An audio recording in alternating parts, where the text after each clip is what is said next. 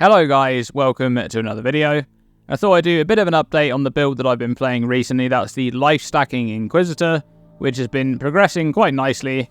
And since the last video, I've gone from, I think, level 85 in that video to level 95 now. I haven't played too much, but I've made some significant gear upgrades in that time too, and changed up my passive skill tree a little bit as well. And as of right now, at level 95, I have around 16,200 life and around 4,400 energy shield. So quite a bit more than I was expecting to reach. I think in that video I said I was expecting to reach 14,000 or 15,000. So the character is quite beefy at this point. We're actually sitting at the top of the charts in terms of life total on PoE Ninja. So at least for the public characters, this is the highest life character in Hardcore Trade League. So that's quite fun. And I'm also using some tattoos for life regen. I actually hadn't thought about tattoos before, and I'm using some tattoos of the Tukohama Shaman. I think I have about 7 of those, 6 or 7, something like that. And I have around 4,400 life regeneration, which means I also have 4,400 energy shield regeneration, thanks to Pious Path. And that regen does get cut into quite a bit by Righteous Fire, since I'm not really scaling maximum fire resistance in this build, or at least I'm not going out of my way to do so, but even with Righteous Fire active, regen is still comfy. And I actually respect the prismatic skin part of the passive skill tree, and instead opted to go for the Cruel Preparation life wheel at the top of the tree, so I just have more life instead, which is also why I'm using those regen tattoos to help offset the loss in maximum fire resistance for that RF burn damage. So let's go through some of those gear upgrades that I've made since that last video. So firstly, and an important one, I now have Fertile Catalyst quality on the Untouched Soul. That's a really big one actually. This quality alone is nearly 700 life, so that's a big improvement there. I've also upgraded my boots that I'm using. These are still not perfect by any means, but every stat on here is useful for the build. They obviously have a big chunk of life, which is great. And the life regeneration rate from the Suffix and Eldritch Implicit is huge for this build, since that's just a multiplier to our life regen. The max fire resistance on the Implicit cuts a bit of the burn damage off of RF2, which is nice. And I've also changed both of my rings. Again, these are very far from optimal for this build, but something important to mention here is that I'm now capped on Chaos Resistance, so Chaos damage is pretty much non-existent for this build. It just gets shrugged off. You can imagine in a normal build with average life, having capped Chaos Resistance is usually good enough to the point where Chaos damage becomes not very threatening. Well, if you have 3 or 4 times the total life pool of an average build, and you have capped Chaos Resistance on top, it is very, very insignificant at that point. But these rings help get the job done in that regard, and the dexterity from the Ruby ring is needed. That's actually a max rolled tier 1 dexterity modifier, and I was 1 dexterity short. So for now I'm using Attribute Catalyst to solve that problem. But I plan to solve that elsewhere, maybe through the Harvest craft on body armor quality to grant dexterity, or possibly by crafting another ring using Deafening Essences of Sorrow, since those actually roll up to 58 dexterity, and then I'd be able to use Fertile Catalysts for even more life on that ring. But these sorts of upgrades are the kind of endgame upgrades that are often extremely expensive for not very much gain, so we'll have to see with that one. Now you may remember in the last video I was discussing the idea of replacing the Replica Soul Tether with a Glorious Vanity for the Corrupted Soul Keystone, and replace that unique belt with a Life Crafted belt.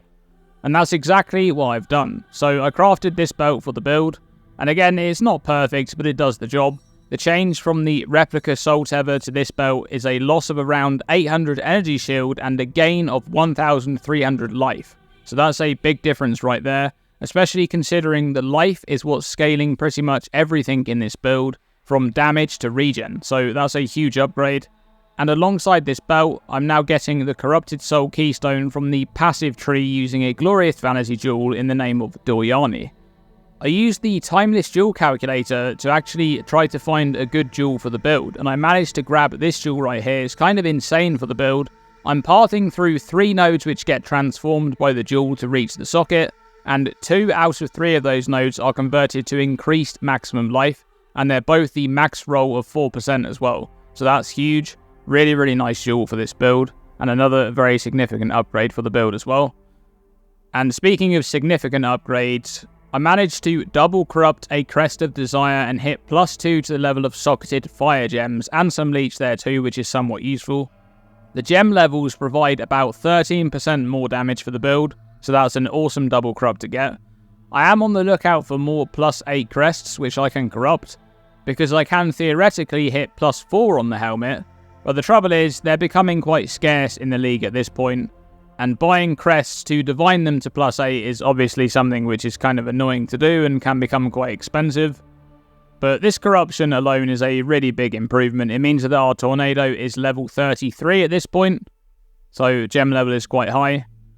And the biggest upgrade that I've made to this build is not that helmet change though, it's actually the weapon, because I'm now using the Dark Seer, and I only have this because I managed to get one at a very good price. So this scepter, in terms of damage output, is only a minor upgrade, but for the defense that it provides, it's absolutely insane. The scepter grants +2 to maximum life and +2 to maximum energy shield per character level, and when I unequip this monstrosity, I lose 1,900 life and 800 energy shield. That is absolutely insane. Obviously, some of that life is coming from the empty sockets, but still, crazy amounts of life gained from that one item. The malediction debuff that it allows me to inflict also makes enemies deal 10% reduced damage, so that's a good defensive mechanic to have as well. This scepter is just nuts for this build.